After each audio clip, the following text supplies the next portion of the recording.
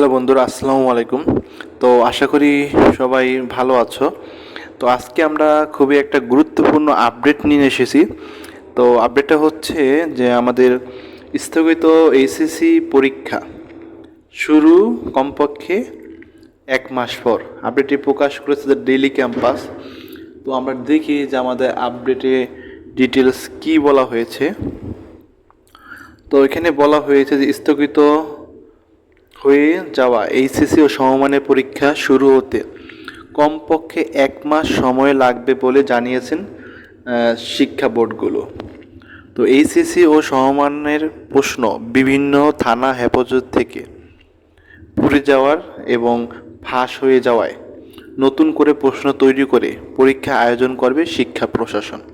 তার মানে তোমাদের এইচএসসি যে প্রশ্নগুলো সেগুলো বিভিন্ন থানা হেফাজত থেকে পুড়ে যায় এবং ফাঁস হয়ে যাওয়ায় আর কি নতুন করে আর কি প্রশ্ন তৈরি করে পরীক্ষাটা আয়োজন করবে বলে জানিয়েছেন শিক্ষা প্রশাসন।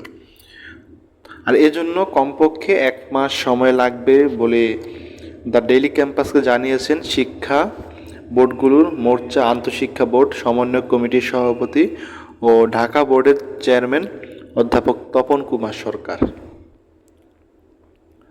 তো রবিবারে দুপুরে নিউজ দপ্তরে দ্য ডেইলি ক্যাম্পাসের সঙ্গে আলাপকালে এই মন্তব্য করেন তিনি বলেন, বেশ কিছু থানা হেফাজত থেকে এইচএসসি প্রশ্নগুলো পুড়িয়ে ফেলা হয়েছে।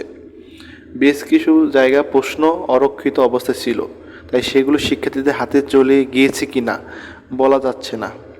এমন অবস্থায় নতুন করে প্রশ্ন তৈরি করে পরীক্ষা আয়োজন করতে হবে, আর সেজন্য কমপক্ষে 1 মাস সময় লাগবে। তার মানে ওই কিছু প্রশ্ন পুড়ে যাওয়ায় এবং কিছু জায়গায় প্রশ্ন অরক্ষিত ছিল, সেজন্য আর কি কিছু প্রশ্ন অনেকে কাছে চলে যাওয়ার একটা সম্ভাবনা থাকে পারে একটা। তো সেজন্য আর কি নতুন করে প্রশ্ন তৈরি করে আর কি পরীক্ষাটা হবে, এটা আর কি বলা হয়েছে। তো আরও বলা হয়েছে যে শিক্ষা মন্ত্রণালয়ের সঙ্গে আলোচনা করে দ্রুততম সময়ে প্রশ্ন তৈরির কাজ শুরু করা হবে বলে জানান আন্তঃশিক্ষা বোর্ড সমন্বয় কমিটির সভাপতি। কোটা সংস্কার আন্দোলনকে ঘিরে সৃষ্ট সহিংসতা শিক্ষার্থীদের নিরাপত্তার কথা বিবেচনা করে দফায় দফায় চলমান এইচএসসি সমান পরীক্ষা স্থগিত করা হয়। 3 দফায় 8 দিনের পরীক্ষা স্থগিত করেছে বোর্ডগুলো।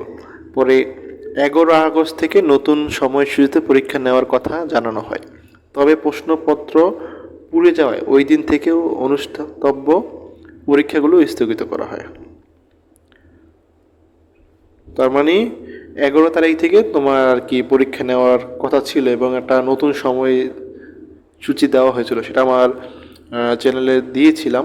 তো প্রশ্নপত্রগুলো পুড়ে যাওয়ায় তো ওই দিন থেকে আর পরীক্ষা নেওয়াটা আর কি স্থগিত করা হয়েছে।